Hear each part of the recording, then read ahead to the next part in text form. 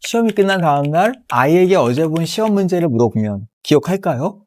신기하게도 시험 종료 벨이 울리는 순간 우리 뇌는 초기화 버튼을 누릅니다. 예전에 제가 쓴 칼럼을 보니까 이런 표현이 있더군요. 흔적조차 남지 않는 휘발성 지식들. 오늘 주제는 불편해도 꼭 아셔야만 되는 우리 아이의 현실입니다. 바로 시험이라는 거대한 매트릭스 속에서 우리 아이들을 암기 기계로 만들고 있는 현실이죠. 진부하다고요?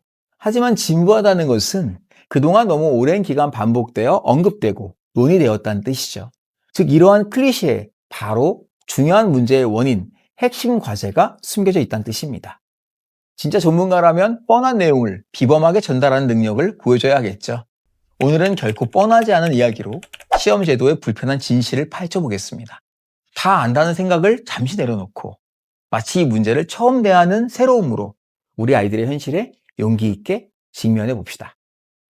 자, 지금의 학교 시험은 아이를 성장시키는 도구일까요? 아니면 줄 세우기 위한 도구일까요? 안타깝게도 후자라는 것에 많은 분들이 동의하시겠죠? 상급 학교의 진학, 취업, 누군가를 떨어뜨리기 위한 변별력이 목적이죠. 그러다 보니 중요한 것을 배우는 것이 아니라 틀리기 쉬운 것을 배웁니다. 지적 호기심, 탐구정신, 그런 건 시험 진도 나가는데 방해물 취급을 받죠. 노트 필기를 예로 들어볼까요? 그건 지식을 얻기 위해서 적는 걸까요? 아니면 시험에 나올까봐 적는 걸까요? 학기 끝나면 그 노트 다 쓰레기통으로 갑니다. 일회용 지식이니까요. 많은 부모님들이 반문합니다. 시험이라도 없으면 애들이 공부를 하겠어요? 맞습니다. 지금의 시스템에서는 안 하죠. 왜냐하면 공부를 재미가 아니라 노동으로 배웠기 때문에 시험이라는 채찍과 성적이라는 당근으로 움직이는 아이는 채찍이 사라지는 순간 공부를 멈춥니다. 하지만 과거 르네상스 시대를 보세요.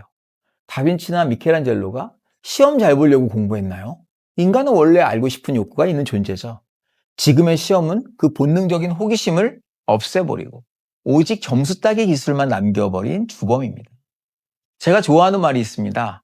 안다는 것은 단순히 외우는 것이 아니라 누군가에게 설명할 수 있는 것이다. 지금은 주머니 속의 스마트폰에 전 인류의 지식이 다 들어있지만 이것을 달달 외우는 게 무슨 경쟁력이 있을까요? 핀란드에서는 오픈북 시험을 보죠. 답을 외웠니? 라고 묻는 게 아니라 정보를 찾아서 네 생각을 만들 수 있니? 라고 묻는 겁니다. 이게 진짜 교육이죠. 자신 있게 말합니다. 지금의 시험 점수, 아이의 미래와 아무 상관이 없습니다. 100번 양보해서 과거에는 이것이 통했다고 해도 앞으로 우리 아이들이 활약할 AI 시대에는 지금의 시험 점수는 아무짝에도 쓸모 없어질 것이 자명합니다. 시험 성적표가 나오는 날 부모님들은 희비가 엇갈립니다. 하지만 기억하십시오. 그 점수는 우리 아이가 얼마나 성실하게 외웠냐를 보여주는 지표일 뿐, 얼마나 똑똑하고 창의적인 아이인가를 보여주는 지표는 아닙니다. 시험 점수에 연연하지 마십시오. 대신 물어봐 주세요. 오늘 무엇을 배웠니? 그게 왜 재미가 있었니? 아이를 시험 기계가 아니라 생각하는 사람으로 키우는 것. 그것이 뻔한 말이지만 부모가 줄 수 있는 최고의 교육입니다. 이제 시험에 대한 저의 개인적 관점을 이야기해 보겠습니다. 시험은 성실함의 지표인 동시에 성장의 지표라고 할 수 있습니다. 중학교에 올라가면 12번의 중간고사와 기말고사가 있죠. 아니 이제는 1학년 2학기부터 첫 시험을 보니까 이게 별로 좋은 제도는 아닌 것 같습니다만 중학교 시기에 10번의 시험이 있는 셈입니다. 시험을 준비하는 과정과 결과, 이건 하나의 교육의 과제입니다.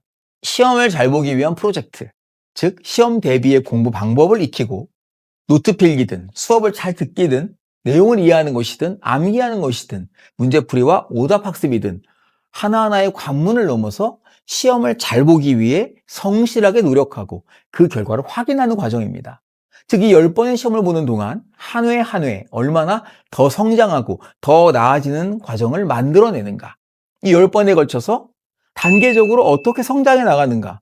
이것은 교육에 중요한 의미가 있죠. 바로 학습 성취도뿐만 아니라 부족한 점을 반성하고 성찰하면서 더 나은 결과를 도출해가는 이 장기 프로젝트로 이해하면 좋겠습니다. 우리나라는 초등학교에서 중학교로, 중학교에서 다시 고등학교로 진학하면서 지금까지 있었던 모든 시험 점수는 초기화되고 과거를 없었던 것으로 하는 제도가 있죠. 중학교 시험 점수와 결과는 고등학교 평가와 대학 입시 평가에 조금 더 영향을 끼치지 않죠. 그러니 보다 조급함을 버리고 10번의 시험 동안 차근차근 더 나은 과정을 만들고 성장해 나가는 과정으로 삼으면서 차근차근 실력을 다져나갔으면 좋겠습니다. 절대 시험 결과를 가지고 나무라거나 아이를 함부로 평가하지 마시고, 혼나야 한다면 시험을 준비하는 과정에서의 불성실함, 노력의 부족, 책임감의 부족을 나무라야 하고, 나무라는 것을 넘어서 확실한 실천 지침을 주고 변화를 일상에서 만들도록 도와줘야 합니다. 그것이 진짜 교육이라고 저는 생각합니다. 진짜 성적은 고등학교부터입니다. 고등학교 시기, 지금의 현실에서는 공부만 해야 합니다. 책 읽을 시간도 별로 없어요. 그러기 위해서 초반에 너무 힘을 빼지 말고 기본기를 탄탄하게 해주세요. 기본기란 바로 정직, 성실, 책임감 있는 태도, 경청과 공부의 습관, 자기만의 학습법의 개발, 과목별 학습 요령, 동기부여와 공부에 대한 긍정적 정서, 긍정적 자아 개념과 적극적인 삶의 태도가 아닌가 합니다. 초등학생요? 아이들 다 따로 학원 안 다녀도 단원평가 90점, 100점 나오지 않나요? 아니라고요.